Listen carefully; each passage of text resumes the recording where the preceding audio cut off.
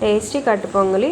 ముందుగా ఒక ప్యాన్లో ఒక కప్పు పెసరపప్పు తీసుకొని లో ఫ్లేమ్లో పెట్టి బ్రౌన్ కలర్ వచ్చేంత వరకు ఫ్రై చేసుకోవాలి. ఏ కప్పుతో అయితే పెసరపప్పు తీసుకున్నా అదే కప్పుతో రైస్ తీసుకొని ఆల్రెడీ ఫ్రై చేసిన పెసరపప్పు రైస్ మిక్స్ చేసి 1 or 2 టైమ్స్ వాష్ చేసుకొని 3 cups ఆఫ్ వాటరు, టేస్ట్కి సరిపడా సాల్ట్, ఒక స్పూన్ నెయ్యి వేసి మిక్స్ చేసి 3 విజిల్స్ వచ్చేంత వరకు ఉడకబెట్టుకోవాలి.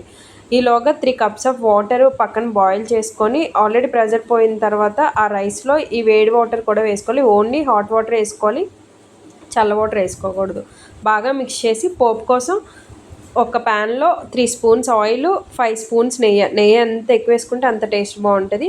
వేసుకొని వేడెక్కాక 10 నుంచి 15 మిరియాలు, సన్నగా కట్ చేసిన అల్లము, అలానే పచ్చిమిర్చి, కరివేపాకు, ఎండుమిర్చి, అల్లం, జీలకర్ర, జీడిపప్పు వేసుకొని 5 minutes పాటు ఫ్రై చేసుకోవాలి. అది బాగా ఫ్రై అయిన తర్వాత చిటికెడు పసుపు వేసుకొని లాస్ట్లో చిటికెడు ఇంగు కూడా వేసుకుంటే పోపు రెడీ అయిపోద్ది. అంతే.